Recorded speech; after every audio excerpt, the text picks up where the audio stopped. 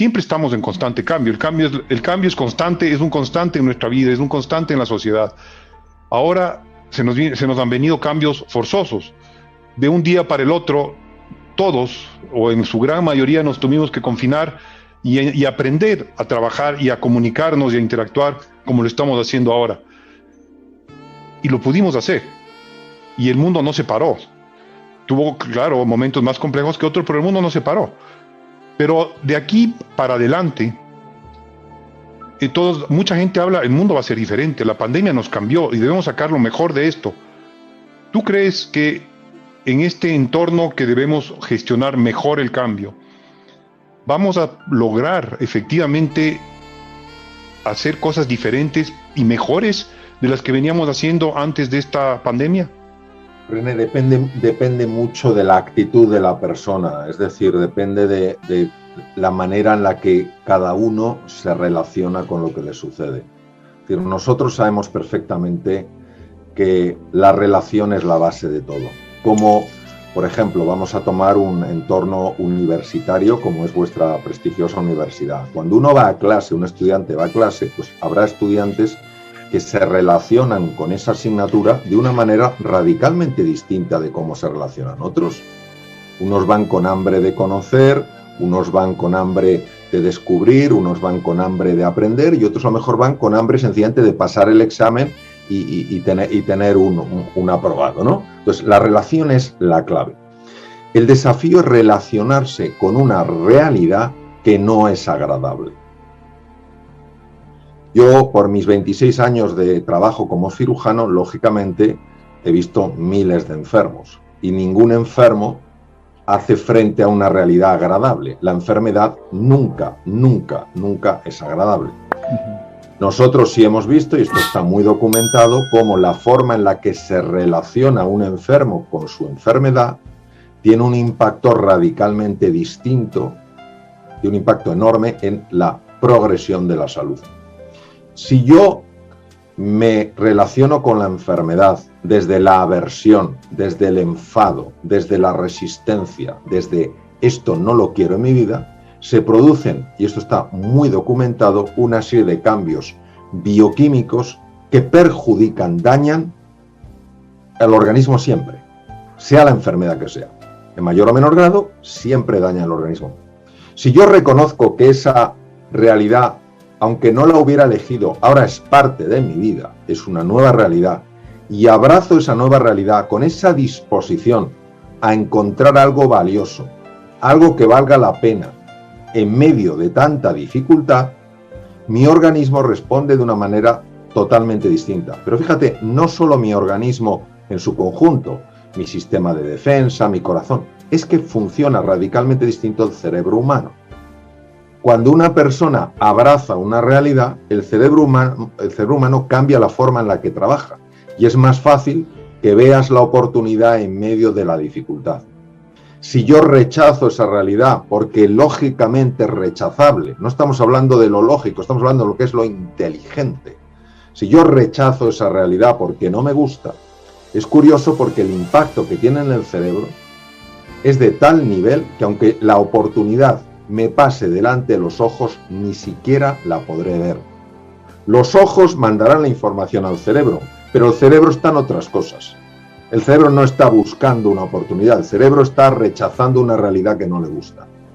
Entonces, ¿qué pasa? Que todas esas personas que has citado, efectivamente que hay muchas, que momentos críticos de la historia de la humanidad sí han sacado lo mejor de las personas, ha habido otros que han sacado lo peor, pero ha habido unos que son de los que estamos hablando que han sacado lo mejor, es porque se han relacionado con esa realidad de una forma radicalmente distinta.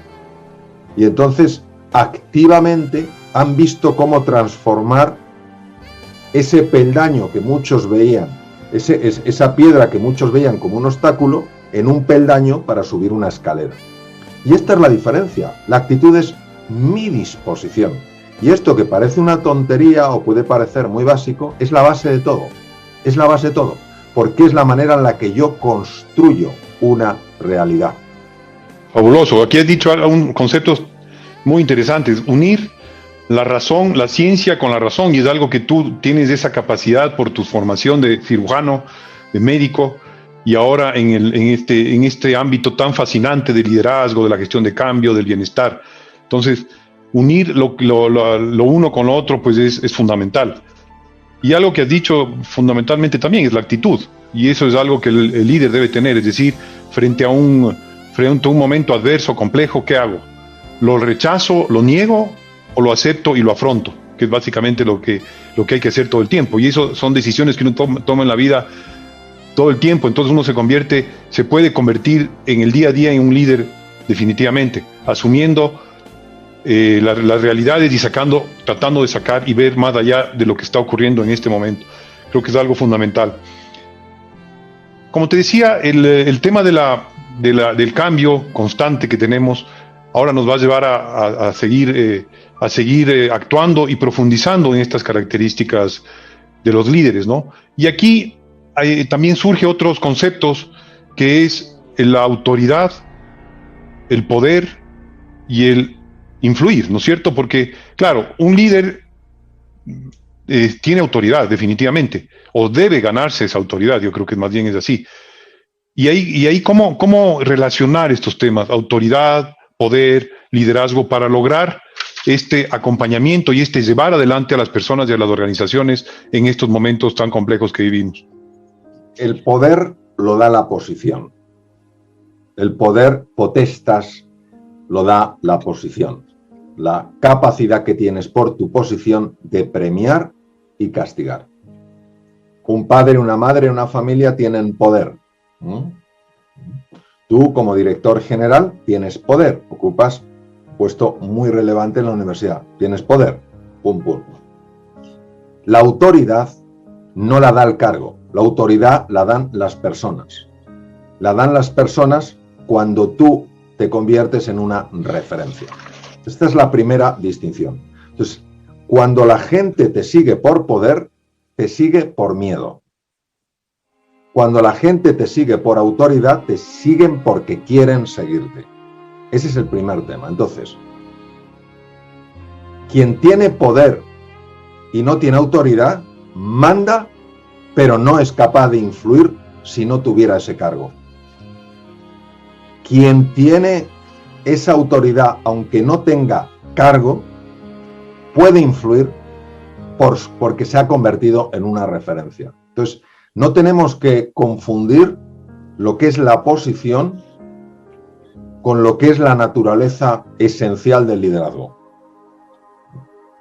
¿Cuál es el ideal? El ideal es que una persona que tiene poder también tenga autoridad. ¿Por qué? Porque entonces los cambios se implementan mucho más rápidamente. Lógicamente. Si el presidente de una empresa tiene poder y tiene autoridad y dice, señores, hay que ir por ahí, eso baja a toda velocidad.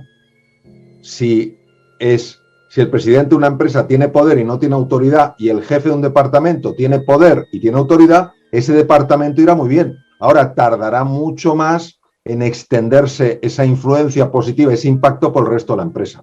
Muy interesante. Incluso lo que tú dices, si es que hay poder y no autoridad, alguien que tenga autoridad y no poder eventualmente puede no estar en la línea de lo que la empresa quiere, y hay que entender bien cuáles son los canales de transmisión de esos objetivos, de transmisión de esas necesidades, porque creo que es fundamental lo que tú has dicho. Poder más autoridad es la mejor combinación, y es a donde nos deben llevar los líderes de las organizaciones. Veo que podríamos seguir hablando de muchísimas cosas, dada tus conocimientos y lo fascinante que ha sido yo creo que para mí y para todos los que nos van a escuchar esta entrevista.